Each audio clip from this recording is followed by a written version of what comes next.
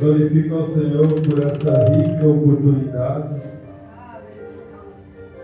O Senhor me preparou para me falar algo da parte do Senhor essa noite. Os irmãos sabem que eu não sou pregador, mas eu tenho um desejo muito grande de falar de Jesus. E a Bíblia fala, sábio é aquele que ganha almas, né, para Jesus. Então, aquele que se dispõe a fazer a vontade do Senhor, o Senhor nos honra, porque nós plantamos, nós regamos, mas quem tem o poder de dar o crescimento é o Senhor, né? Que Deus possa abençoar a vida de cada um dos irmãos. Eu fico muito contente por esse dia de hoje, pelos livramentos que o Senhor tem me dado e pela oportunidade de hoje estar aqui. Hoje foi um dia que Deus fez eu lembrar muitas coisas que eu já passei. Foi muito difícil, meus irmãos, chegar até aqui. Foi muito difícil. Os irmãos não têm ideia como foi difícil chegar aqui onde eu estou. Foi muitas lutas, muitas guerras travadas de eu olhar e falar: eu não vou conseguir passar esse vale. Porque além de ter lama, tem buracos, tem espinho, mas o Senhor falava: não, eu vou segurar nas suas mãos, e eis que eu tenho colocado rochas para você pisar e não se afundar. Louvado seja Deus. Abra sua Bíblia no tema dessa campanha, que é no livro de João, capítulo 5. Louvado seja Deus. Eu vou ler até o versículo 8. A palavra do Senhor diz assim: e depois disso havia uma festa entre os judeus em Jerusalém. Subiu a Jerusalém a hora, em Jerusalém, a próxima à porta das ovelhas, um tanque chamado em hebraico Betesda, o qual tem 5 alqueires. E nesse jazia grande multidão de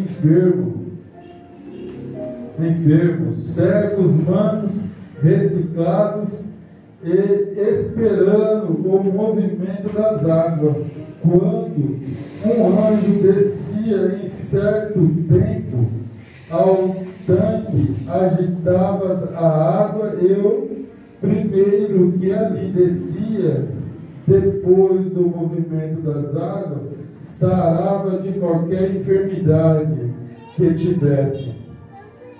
E estava ali um homem que havia 38 anos, se achava enfermo. E Jesus, vendo esse deitado, e sabendo que estava nele nesse estado havia muito tempo, disse: queres ficar sã?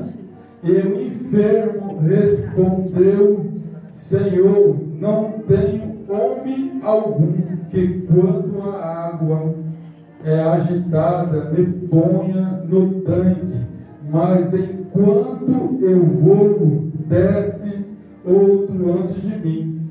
E Jesus disse: levanta-te, toma a tua cama e anda. Amém, meus irmãos? Amém. Louvado seja o nome do Senhor Jesus Cristo.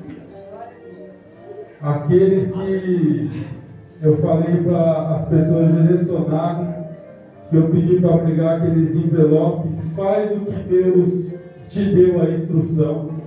O que Deus colocou no meu coração era o que era realmente para você fazer. Se você não fez e não quer fazer, a perca é sua, né? Porque campanha, ela é feita de desafio. A gente tem que colocar desafio. A gente tem que estimular a fé dos nossos irmãos.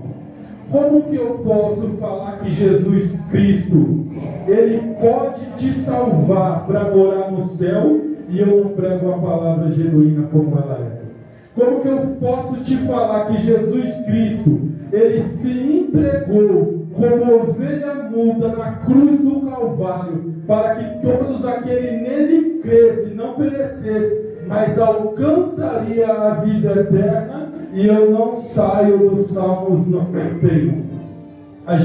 Que você crê que Jesus Cristo é o remediador entre os homens com Deus, você tem que falar dele. Você tem que falar que ele ressuscitou no terceiro dia. E além disso, você tem que apresentar as obras do Senhor. Como que eu posso falar de um milagre que eu não vivo um milagre? Como que eu posso ter certeza que Jesus faz um milagre que eu não me disponho a fazer a vontade do Senhor? Eu vivo em uma paralisia que é só pela misericórdia de Deus para me alcançar a salvação. A Bíblia diz que nós seremos salvos pela graça, não pelas obras, para que homem nenhum se gloreia das suas obras. Mas a Bíblia diz que naquele grande dia, aquele que te entregou o talento vai requerer o que ele te entregou. Aquele que pegou o seu talento e enterrou, quando chegou o seu Senhor, falou: me dá o que é meu. Ele foi lá, desenterrou e entregou. E o mestre falou para ele: ó, afastais daqui, maldito. Era melhor ter dado o meu dinheiro para os criadores. Ele deu aquele único talento para aquele homem, porque conhecia a necessidade dele. Deus, ele conhece a nossa necessidade. Deus, ele conhece, aliás, os nossos limites, aonde nós pode chegar. Eu não quero somente ser salvo. Eu não quero chegar lá, ser como no livro de Coríntios, palha, somente vai queimar e por todavia esse será salvo. Não, eu quero mais do que isso. Eu não nasci somente para ser salvo. Eu não nasci somente para me sentar nessa cadeira e ouvir a palavra do Senhor. Eu sei de onde Deus me tirou. Deus me tirou do mundo do crime, do mundo da prostituição, do mundo do engano. E eu não vou dedicar a minha vida para servir ao Senhor? A coisa que eu mais amo fazer é evangelizar. Quantas vezes eu saio de casa sozinho e vou evangelizar? E sabe aonde eu gosto de evangelizar? Aonde ninguém está me vendo. De repente aparece um e outro.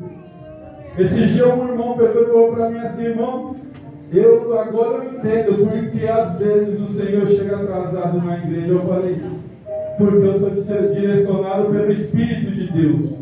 O que tem dentro de mim, ninguém pode tirar. Pode tocar no meu nome, pode tocar em tudo que eu tenho, na minha família, pode me desmoralizar, mas o meu caráter é só eu que posso tocar. É só eu que posso colocar a minha imagem como uma pessoa ruim sobre a sociedade. E eu glorifico ao Senhor pela vida de muitos que estão aqui nesse lugar, que com suas poucas forças têm buscado ao Senhor com sinceridade. Peça vigor ao Senhor, você que está cansado. Peça para Ele vigor, porque Ele é fiel para cumprir na sua vida as promessas dEle. A Bíblia fala no livro de João, capítulo 5, que havia depois disso. A Bíblia fala em um texto anterior, no versículo 4 de João, ou no versículo 3, fala que Jesus ele fez muitos milagres. Muitos milagres. Creio eu que foi quando os discípulos de João Batista chegou: mestre, João está preso, mas o João pediu para me perguntar para o Senhor que realmente o Senhor é aquele que ele tem pregado no deserto, que tem batizado muito em seus nomes. Jesus não respondeu nada, ele só disse a eles: venha cá e vê. E creio eu que jazia uma grande multidão de enfermos naquele lugar. E eles puderam contemplar com seus olhos. Eles viram o poder de Deus pelo intermédio da vida de Jesus Cristo. Ele se fez carne, habitou entre nós. A mesma autoridade de poder que ele tinha no céu, ele teve aqui na terra. Louvado seja Deus. Quando creio eu, quando João, ele ouviu que de fato era o Filho de Deus, ele chegou e falou para ele mesmo: Senhor, eu entrego o meu espírito em suas mãos, porque para que eu nasci, concluí a minha vocação. Louvado seja Deus. Dediquei a minha vida inteira para te servir. Fui gerado dentro de uma mulher idosa. Além de ela ser idosa, ela era estéril. Aos olhos humanos, eu não poderia ter existido. Mas eu nasci foi com o propósito de preparar o caminho para o seu filho. Louvado seja ao nome do Senhor Jesus. E dessas festas, havia 7 festas, mais 3 que os judeus, em qualquer canto do mundo que eles estivessem, eles se reuniam no templo do Senhor para celebrar essas festas. E uma delas era a saída do Egito, ali aonde Deus tirou o seu povo da escravidão, aonde comeu pão asmo e um cabrito sem tempero. A segunda festa era as leis de Deus dos tabernáculos, que era a segunda festa mais importante para os judeus. E a terceira, a primícia. Tudo que eles plantavam, eles colhiam, eles separavam uma parte para o Senhor, para que quando chegasse esse dia, apresentasse no altar do Senhor, não somente como cereais, como oferta queimada, mas também para manter os sumos sacerdotes do Senhor. A Bíblia fala no livro de Levítico, se eu não me engano, capítulo 10, ali quando os filhos de Arão eles entraram para celebrar, para preparar o sacrifício para o Senhor. Eles entraram com um catiçal, acenderam os incenso, mas dentro daquele algo havia fogo estranho. Qual era? Eles estavam em pecado. Eles não estavam da maneira que agradava ao Senhor. E ali mesmo eles foram fulminados. Louvado seja o nome do Senhor Jesus. E por causa dessa ação, eu venho abrir um parente essa noite.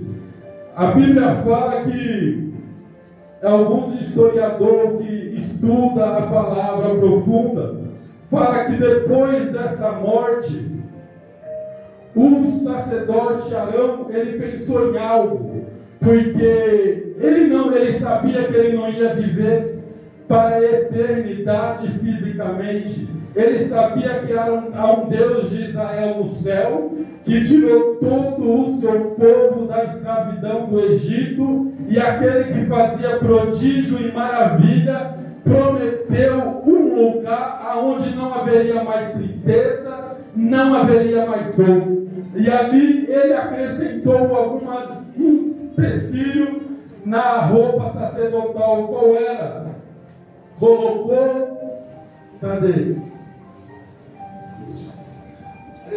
sinos. Quem sabe disso? Colocou sinos.